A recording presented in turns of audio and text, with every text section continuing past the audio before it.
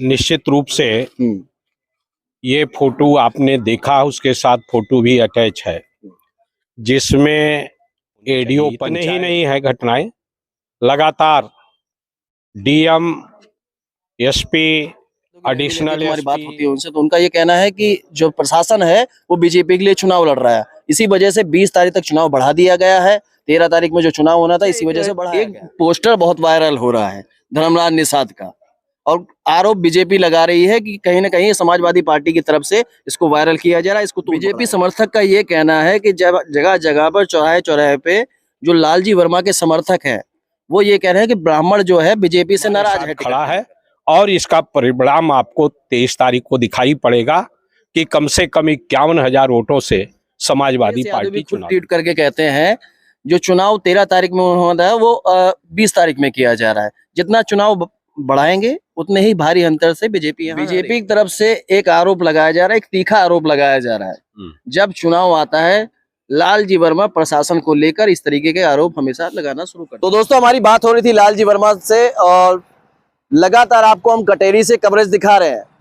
ऐसे में जहां पर बिकाऊ मीडिया नहीं पहुंच रही, हमारी टीम लगातार वहां पहुंच रही है। कटेरी की हर एक चौक चौराहे से आपको हम कवरेज। नमस्कार दोस्तों, मैं हूं दिग्विजय, आप देख रहे हैं अयोध्या न्यूज स्टोरी। इस वक्त हमारे साथ में लालजी वर्मा मौजूद है।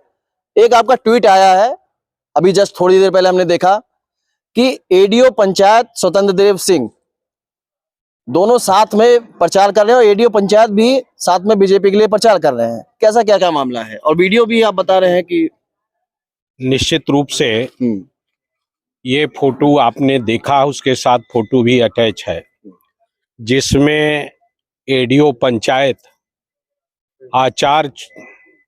चुनाव आचार संहिता लग जाने के बाद कोई अधिकारी प्रोटोकॉल के तहत भी किसी कैबिनेट मंत्री से मिलने का उसके लिए पाबंदी नहीं है, और अगर वो मिलता है तो आचार संहिता का उल्लंघन करता है।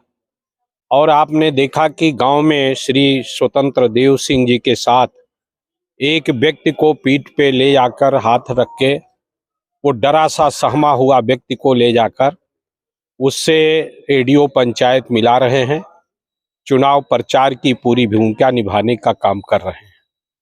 निश्चित रूप से ये आदर्श चुनाव आचार संहिता का उल्लंघन है, और इस पे कार्रवाई होनी चाहिए। इतने ही नहीं है घटनाएं, लगातार DM, SP, additional SP, CO, BDO, supply अधिकारी सब एक साथ बूथ के सर्वे के नाम पर बूथों पर जाते हैं, वहां पर बीएलओ को बुलाते हैं, प्रधान को बुलाते हैं, उसके साथ साथ आशा बहू को बुलाते हैं।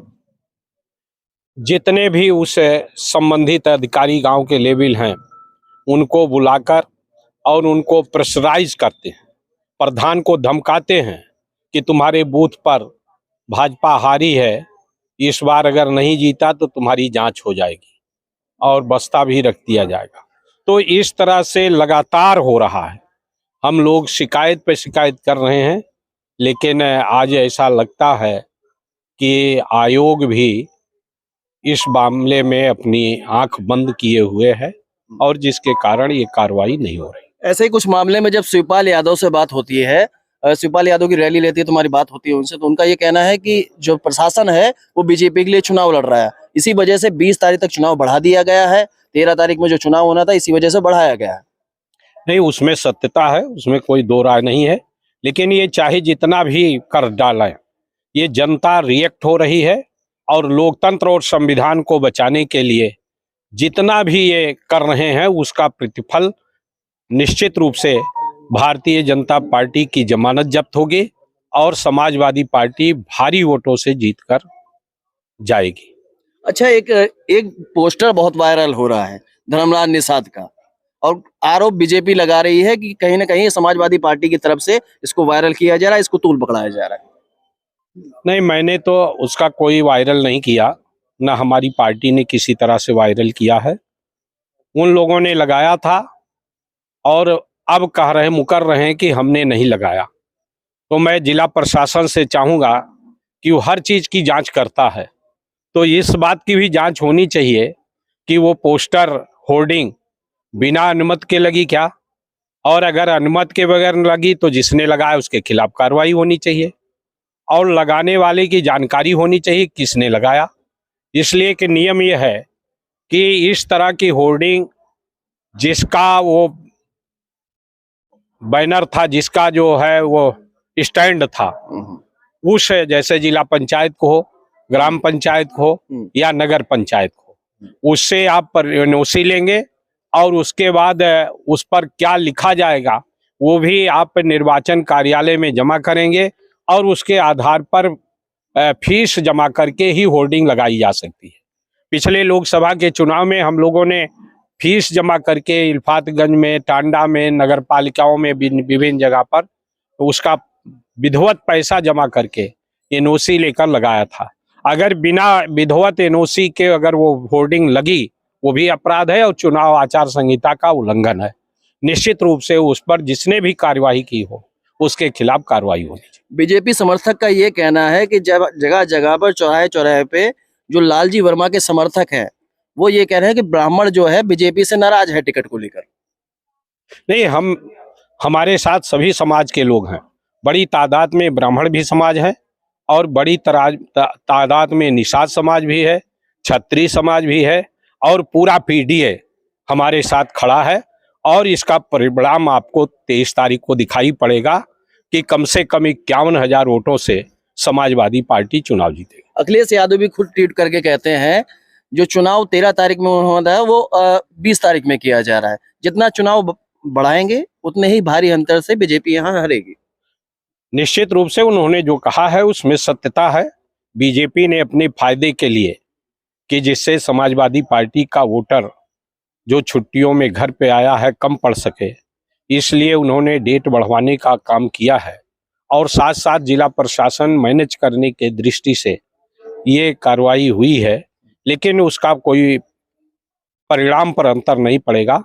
समाजवादी पार्टी के कार्यकर्ता जुझारू हैं, चाहे जितनी घुड़कियां दें उससे वो डरने वाला नहीं है, निडर होकर अपने मतदान का प्रयोग करेगा, लोकतंत्र को बचाने का काम करेगा। अंत में एक सवाल और कि कटेरी की जनता से आप क्या कहना चाहेंगे? कटेहरी की जनता से हमारा यही निवेदन है कि बेरोजगारी समाप्त करने के लिए, महंगाई समाप्त करने के लिए, और साथ ही साथ लोकतंत्र और संविधान को बचाने के लिए जिस तरह से तांडव किया जा रहा है उसको समाप्त करने के लिए पूरी तरह से समाजवादी पार्टी के साथ आकर 20 तारीख को समाजवादी पार्टी के चुनाव निशान साइकिल पर बटन दबाकर श्रीमती शोभावती वर्मा जी को विजयी बनाने का काम करें। बीजेपी की तरफ से एक आरोप लगाया जा रहा है, एक तीखा आरोप लगाया जा रहा है, जब चुनाव आता है लालजी वर्मा प्रशासन को लेकर इस तरीके के आरोप हमेशा लगाना शुरू कर देते हैं। नहीं, ऐसा कुछ बात नहीं है। हमने प्रशासन पर की तारीफ भी की है। जब प्रशासन गलतियां करता है तो आरोप लगाना स्वाभाविक है, और जितना हम लगा रहे हैं उससे ज्यादा गलती कर रहे हैं।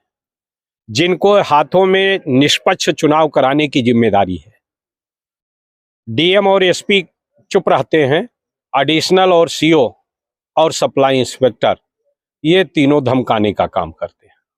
तो निश्चित रूप से जितना ही ये गलतियां कर रहे हैं उतना हम आरोप लगा नहीं पा रहे हैं। आप किसी भी गांव में चले जाइए, बीएलओ से, प्रधान से अकेले में बिना माइक के आप पूछिए, आपको पता चल जाएगा कितना कहा जा रहा है और क्या किया जा रहा है।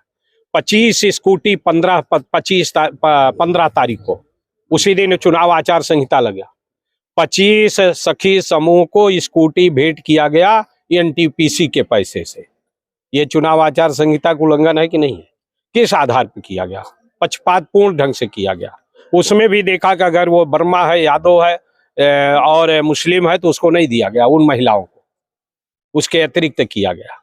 तो इस तरह से, और जितने भी पिछड़े वर्ग के अधिकारी थे, विशेष रूप से यादव, मुस्लिम, कुर्मी, उनको यहाँ से ट्रांसफर करने का काम किया गया।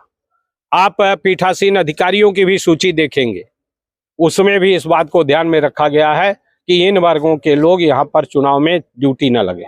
तो ये हम हमला थोड़ा कर रहे हैं, ये वास्तविकता है। और वास्तविकता है, चाहे जितना भी कर लें, सरकारी अधिकारी सब भाजपा से पीड़ित हैं। वो अपना पुरानी पेंशन की मांग को लेकर भाजपा को हराना चाहते हैं। चाहे जिस समाज के व्यक्ति को वो लगा देंगे पीठासीन, वो पुरानी पेंशन को लेकर श्रीमती शोभावती वर्मा और समाजवादी पार्टी का साथ देने का काम करेंगे। तो दोस्तों लगातार हम आपको कटेरी से कवरेज दिखा रहे थे, हमारे साथ में थे लालजी वर्मा।